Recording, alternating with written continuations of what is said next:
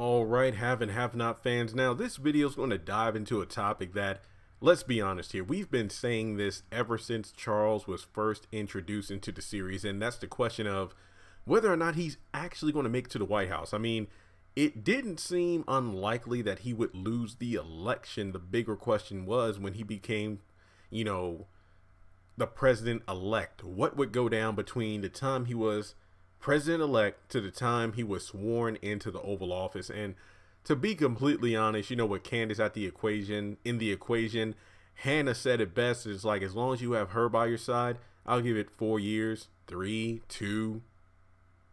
Even Jim scoffed at the idea when he saw that Candace was with Charles at the White House on TV.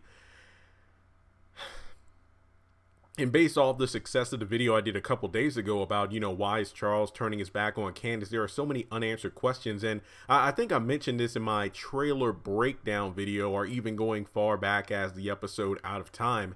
And that was the idea that maybe it isn't Charles that's going to betray Candace, or Charles being set up by David or someone else to make Candace fall, but it would be the powers that are greater than the both of them that would tear them apart. And I could definitely see that happening with, Scott, that's what it is, Scott, because I remember in my last video where I talked about why Charles is turning his back on Candace, I could not think of the name that the guy named Dax from on Too Close to Home was playing on the Haves and Have-Nots as Scott, while Kyle is the Attorney General, aka the same guy that Candace robbed at the hotel, and that's why he's bitter and is trying to find out dirt on Candace, because he knows full well that she's a prostitute. And I'm thinking that when this dirt is dug up, that might be used to blackmail Charles, or say that if you don't do what we say, you snot-nosed punk, because we don't like you, then we're going to expose you or whatever to the general public, that you brought a whore into the White House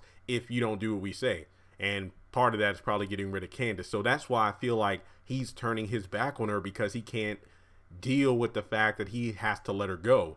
But once again, it goes without saying that if you hurt me, Charles, I'll hurt you back. And the bigger question is, will Candace be the reason that Charles doesn't make it into the White House? Or will it be like the FBI and even the current president that sabotages the entire thing? But to be completely honest, I think what might be the best way of dealing with this situation, and I'm going to throw this out here, even though I do feel like it is a bit messed up because these two have hardly known each other, and the show is notorious for being slow paced in a lot of areas, but then speeding the pace up when it feels the need to.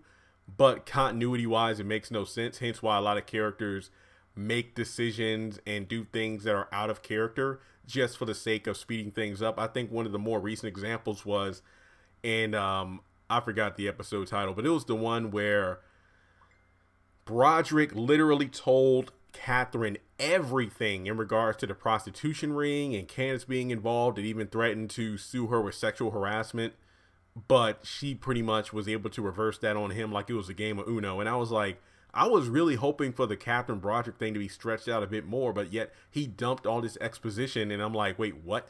So I think that one thing that could happen here, let's say Charles is strong-armed by the government saying that Candace is the weakest link, and if you don't get rid of her and you don't do what we say, then you know what? Boom, you're screwed. We're going to reveal everything.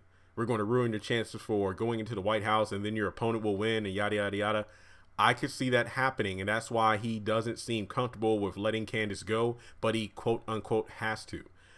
Candace gets mad as hell, and I think later on down the line that maybe Hannah calms her down and prevents her from doing something reckless, because remember, those two are on good terms now, so I think that Candace would be more willing to listen to what Hannah has to say.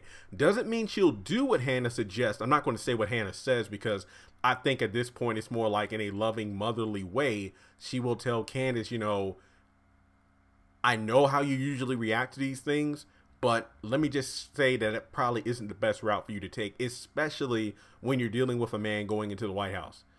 So maybe she talks Candace down. Then when the day is about to get closer and he's about to be sworn in, Charles decides, screw this, I'm done. I didn't want to be president anyway. I'm just tired of my old lifestyle being gone. Remember when he talked to Landon how his friends from like the army or military or whatever department he was in, And even his own mother and friends from back home, they all look at him differently. He isn't Chuck anymore. The guy, you know, he was known for being back at home. He is Charles. He was the senator. Now he was the president-elect and about to be the next president of the United States.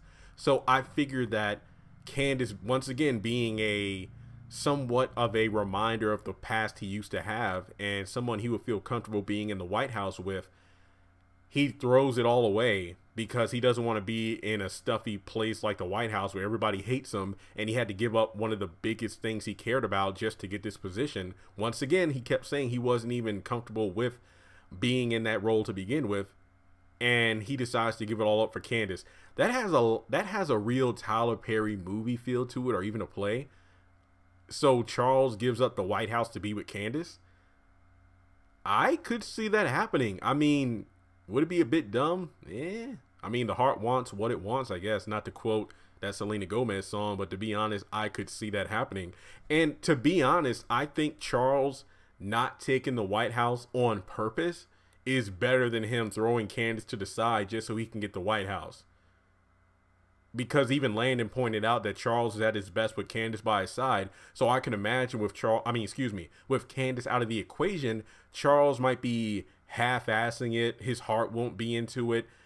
And Landon will pick up on this. And at first you might think, well, Landon might be glad because this means Charles is all his, even though Charles has said he's not gay. And Landon, I don't want him to backtrack in character progression because as it stands, he's one of my top 3 favorite characters.